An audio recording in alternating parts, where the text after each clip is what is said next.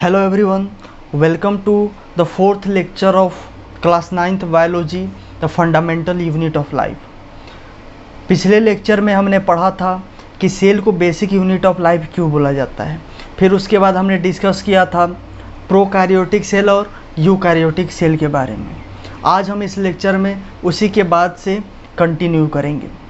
यदि आपने पिछला लेक्चर नहीं देखा है तो ऊपर आई बटन में लिंक मिल जाएगा, वहाँ से आप जा कर के देख सकते हैं। और यदि आप इस चैनल पर नए हैं और चाहते हैं कि घर बैठे साइंस की पढ़ाई अच्छे से करें तो इस चैनल को सब्सक्राइब करें, साथ ही साथ बेल आइकन का बटन भी दबाएं ताकि आने वाले लेक्चर्स की जानकारी सबसे पहले आप तक पहुंचे। तो चलिए शुरू करते हैं आज का यह लेक्चर। आज के इस लेक्चर में सबसे पहले हम डिस्कस करेंगे प्लाज्मा मेम्ब्रेन और सेल मेम्ब्रेन के बारे में। The outermost layer of the cell is called plasma membrane और सेल मेम्ब्रेन। किसी भी सेल का जो सबसे आउटर मोस्ट लेयर होता है उसको हम प्लाज्मा मेम्ब्रेन या फिर सेल मेम्ब्रेन बोलते हैं। जैसे कि यहाँ पे यह एक सेल है, ठीक है।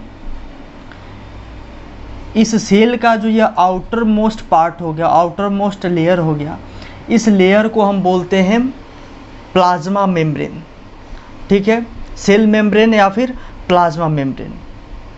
सेकेंड पॉइंट है, it separates the cell from the external environment. यानी यह जो प्लाज्मा मेम्ब्रेन है यह इस सेल के अंदर यानी सेल के प्रोटोप्लाज्म में जितने भी चीज़ें मौजूद हैं उन सभी कंपोनेंट्स को, उन सभी चीज़ों को इस बाहरी एक्सटर्नल इन्वायरमेंट से सेपरेट करता है। जैसे यहाँ पे यह सेल है और इस सेल का ये साइटोप्लाज्म है जो कि प्रोटोप्लाज्म, ये साइटोप्लाज्म है और ये न्यूक्लियोप्लाज्म है, न्यूक्लियस के अंदर का मटेरियल। लेकिन इन दोनों को कॉलेक्टिवली हम बोलते हैं प्रोटोप्लाज्म। तो इस प्रोटोप्लाज्म के अंदर जितने भी कोई चीज़ हैं उन सारी चीज़ों को यह सेल मेम्ब्रेन एक्सटर्नल इन्वायरमेंट यानी कि इधर से ये जो हमारा एक्सटर्नल इन्वायरमेंट है इससे सेपरेट करता है और विद इन अ सेल एक यूनिक इन्वायरमेंट यानी सेपरेट इन्वायरमेंट क्रिएट करता है। तो ये हो गया second point of this topic.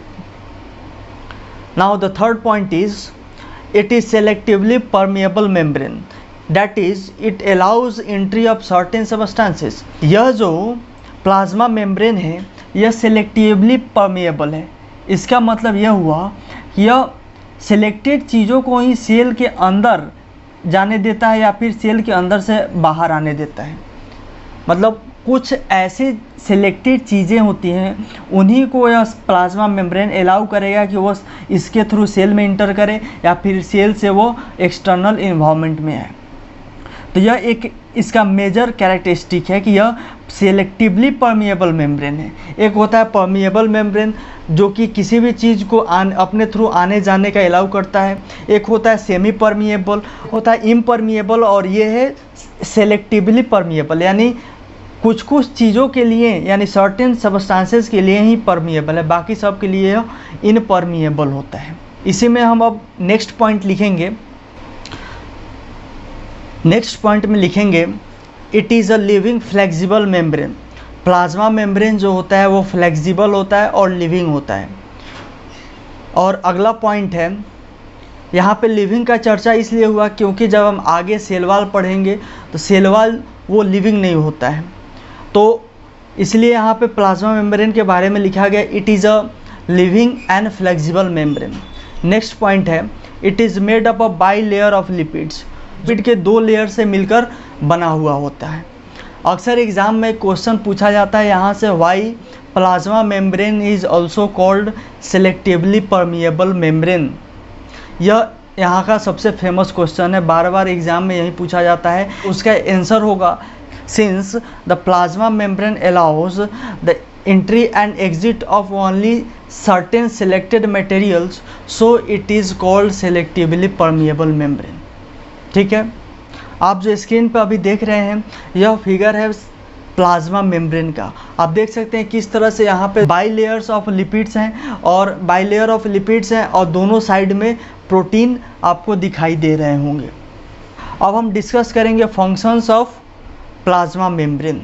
तो फर्स्ट फंक्शन है it provides shape to the cell.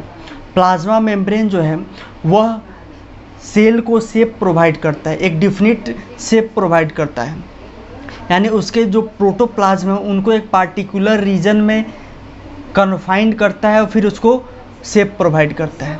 Second function है इसका, it act as a mechanical barrier.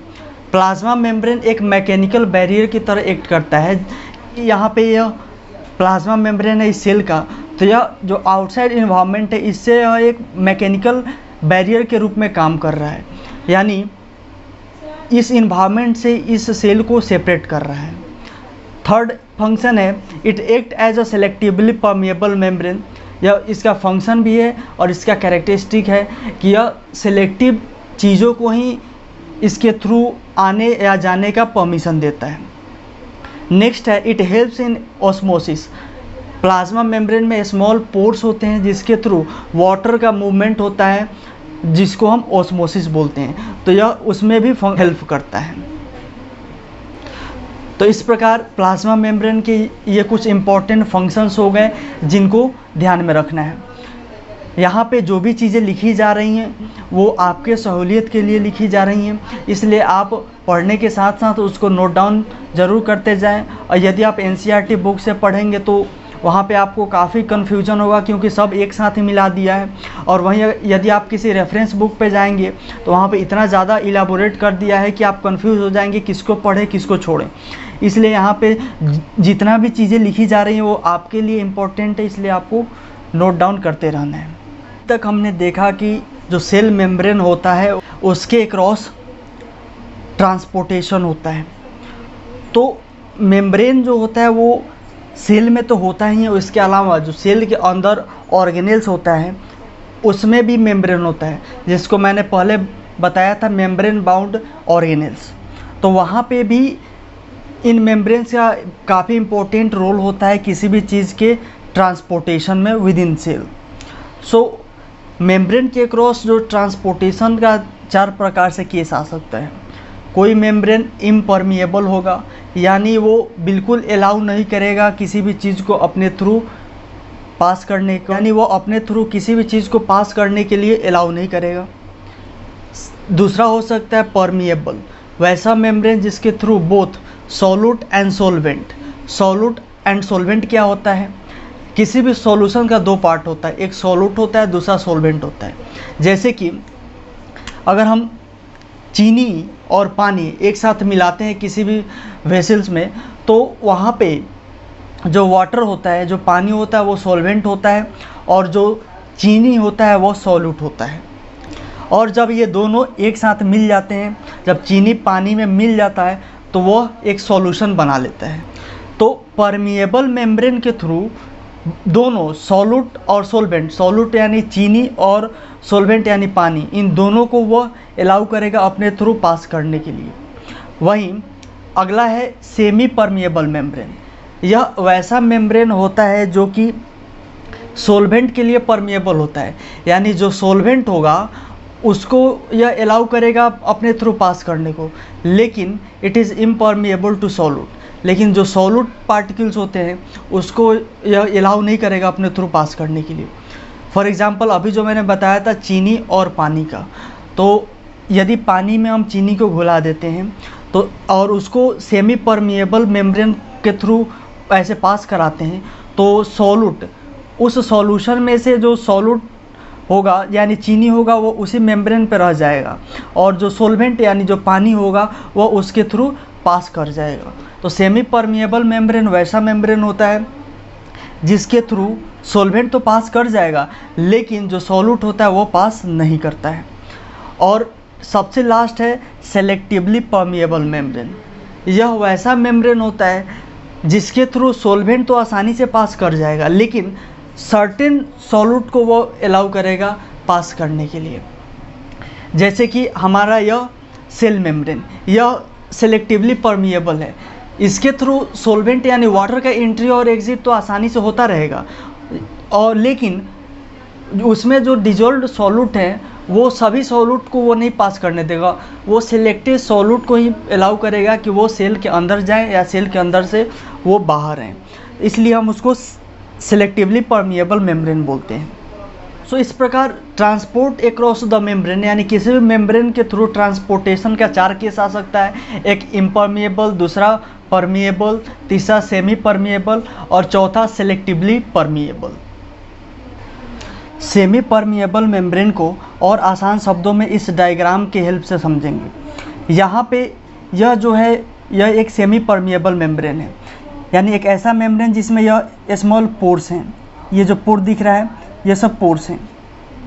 यह एक वेसल में लगा दिया गया। इसके इस साइड, इस मेम्ब्रेन के लेफ्ट साइड में शुगर प्लस वाटर है और इधर केवल वाटर है। अब यह जो लेफ्ट साइड में जो दिख रहा है इसमें यह जो बड़ा वाला है यह शुगर मॉलिक्यूल्स हैं जो कि वाटर में डिजोल्व हैं, और ये जो छोटा छोटा जो दिख रहा है ये सब वाटर मॉलिक्यूल्स हैं। तो यहाँ पे जो साइज़ है, यहाँ पे जो पोर का साइज़ है, इस पोर के थ्रू वाटर मॉलिक्यूल्स को यह आसानी से अलाउ करेगा कि वह इसके थ्रू इस साइड से इधर पास कर जाए वाटर मॉलिक्यूल्स। चूँकि वाटर मॉलिक्यूल्स का जो साइज़ है इस पोर से छोटा है, लेकिन यह जो शुगर मॉलिक्यूल है इसका साइज़ इस पोर से काफ़ी बड़ा है, इसलिए यह आएगा और यहीं तक आकर के यह रुक जाएगा। तो इस प्रकार जो वाटर है वह केवल वाटर ही इस सेमी परमिएबल मेम्ब्रेन के थ्रू इधर से इधर जा सकता है। लेकिन जो सॉल्यूट हो गया, सॉल्यूट यानी शुगर क्या है हमारा, सॉल्यूट है, और वाटर सोलवेंट है। तो सोलवेंट का साइज जो है इस मेम्ब्रेन के पोर के साइज से छोटा है, इसलिए वो आसानी से इस मेम्ब्रेन के थ्रू आ जा सकता है। लेकिन सॉल्यूट यानी जो शुगर है उसके मॉलिक्यूल्स का साइज़ इस पोर के साइज से काफ़ी बड़ा है, इसलिए यह इसके थ्रू नहीं निकल सकता है। इसलिए इस प्रकार यह जो मेम्ब्रेन हो गया यह सेमी परमिएबल मेम्ब्रेन हो गया, यानी यह सॉल्वेंट तो इसके थ्रू पास कर जा रहा है लेकिन सॉल्यूट इसके थ्रू पास नहीं कर पा रहा है। अब हम देखें कि यदि इस मेम्ब्रेन के राइट साइड में अगर वाटर का कंसंट्रेशन बहुत ज़्यादा है और इधर वाटर का कंसंट्रेशन कम है, तो वाटर का जो नेट मूवमेंट होगा वो इधर से इधर होगा। वाटर इस साइड से यानी हायर कंसंट्रेशन से लोअर कंसंट्रेशन की तरफ जाएगा, यानी वाटर जो होगा वो इस साइड से इस साइड जाएगा। वाटर का मूवमेंट दोनों साइड होगा, लेकिन जो नेट मूवमेंट होगा वो इस डायरेक्शन से इस डायरेक्शन में ज़्यादा होगा। उसी प्रकार यदि हम इस साइड वाटर का कंसंट्रेशन कम कर दें, यदि हम इधर वाटर का कंसंट्रेशन कम कर दें in respect to this side, तो वाटर जो होगा वो इस सेमी परमिएबल मेम्ब्रेन के थ्रू इस साइड यानी हायर कंसंट्रेशन से लोअर कंसंट्रेशन की तरफ जाएगा, यानी इधर का वाटर इस साइड मूव कर जाएगा। और यह मूवमेंट तब तक होगा जब तक कि दोनों साइड वाटर का जो कंसंट्रेशन हो वह बराबर ना हो जाए। जब दोनों साइड वाटर का कंसंट्रेशन बराबर हो जाएगा तो वाटर का जो नेट मूवमेंट होगा इक्वल हो जाएगा। अब लोअर कंसंट्रेशन की तरफ जब हायर कंसंट्रेशन से लोअर कंसंट्रेशन की तरफ जाता है, इसका यह मतलब नहीं होता कि लोअर कंसंट्रेशन से हायर कंसंट्रेशन की तरफ वाटर नहीं जाएगा, वह जाता है चूँकि वाटर मूव करता है, लेकिन जो नेट मूवमेंट होता है वो लोअर कंसंट्रेशन से हायर कंसंट्रेशन की तरफ कम होता है, और हायर कंसंट्रेशन से जो लोअर कंसंट्रेशन की तरफ होता है वह ज़्यादा होता है। सो इस प्रकार यह हो गया हमारा सेमी परमिएबल मेम्ब्रेन के थ्रू किस तरह से सॉल्यूट और सोलवेंट का मूवमेंट होता है। तो इसमें सॉल्यूट का तो मूवमेंट होता नहीं है, केवल सोलवेंट का ही मूवमेंट होता है from higher concentration to lower concentration until दोनों साइड के कंसंट्रेशन बराबर नहीं हो जाते। इस प्रकार इस वीडियो में बस इतना ही। अगले वीडियो में हम इसी में कंटिन्यू करते हुए एक्टिव ट्रांसपोर्ट और पैसिव ट्रांसपोर्ट क्या होता है उसको समझेंगे, डिफ्यूज़न को समझेंगे, ऑस्मोसिस को समझेंगे।